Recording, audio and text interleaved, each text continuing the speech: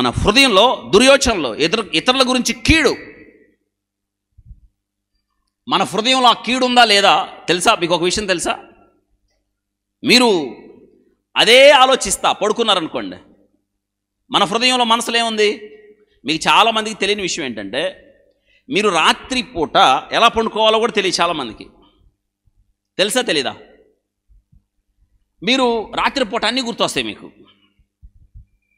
ఆ పక్క ఆమె ఏముందో గుర్తొచ్చింది. ఇంకొకళ్ళు రాత్రిపూట ఫోన్ మాట్లాడతావు ఎవరితోనో, వాళ్ళు మంచి విషయాలు చెప్పరు, నీ గురించి ఫలానా ఎలా అందా అంటది. అప్పుడు నువ్వేమంటావు? ఫోన్ పక్కన పెట్టి అదే ఆలోచిస్తావు. ఆ ఆలోచనలో నీ మనసులో ఏమొచ్చింది?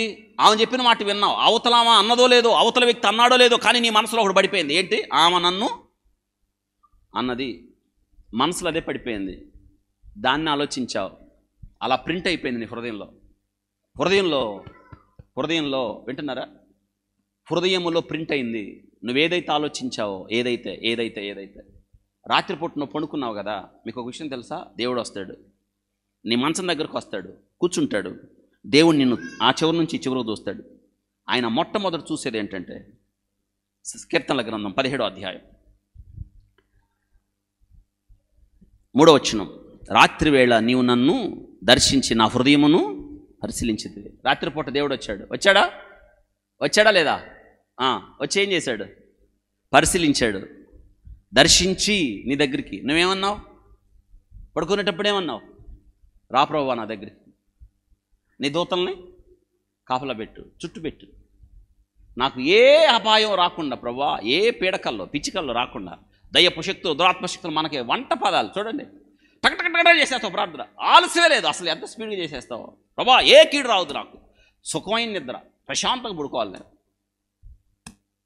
అప్పుడు దేవుడు మీకు కాపలా ఉంచడానికి ఎవరిని పంపిస్తాడు? దూతలను పంపిస్తాడా లేదా? మీరు అడిగారుగా, మనం చేసే పనే ఇది. మీరు అడిగారా లేదా? ఎవరిని పంపమన్నారు పెద్దగా? అప్పుడు దూతలు డ్యూటీ చేస్తే లేదా ఎవరు వచ్చి చూడాలి? దేవుడు వస్తాడు, దూతలు మీ చుట్టుపక్కల ఉన్నాయా లేదా అని. దేవుడు తిన్నగొచ్చి అసలు మీరు ఎట్ట పడుకున్నారో చూస్తాడు. అప్పుడు మీరు తల దగ్గర పెట్టుకున్న బైబిల్ ఇటు, ఆ ఫోన్ ఇటు.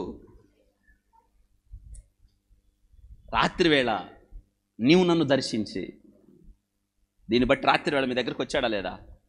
వచ్చాడు, చూశాడు, వెళ్ళిపోయాడు. మీరు నచ్చలేదు ఆయనకి. ఎందుకంటే ఆయన హృదయాన్ని చూసినప్పుడు నువ్వు చివరైతే ఏదైతే ఆలోచించి పడుకున్నావో, ఎవరి మీదైతే కోపం, ఎవరి మీదైతే ఆవేశం, ఎవరి మీదైతే కక్షలు గుండెల్లో రగులుతా ఉన్నప్పుడు దేవుడు అది చూసి వెళ్ళిపోయాడు. అందుకే చూసారా, ఇక్కడ కీర్తనకారుడు ఒక మాట చెప్పాడు, నన్ను పరిశోధించితివి, నీకు ఏ దురాలోచన కానరాలేదు. ఇది కీర్తనకారుని అనుభవం. నా హృదయం నీకు అంగీకారమైంది, ఏ దురాలోచనయు నీకు కానరాలేదు అని చెప్పాడు. అంటే ఆయన హృదయం బాగుందా లేదా? మరి మీ హృదయం ఎలా ఉంది? ఇలా చెప్పగలరా మీరు?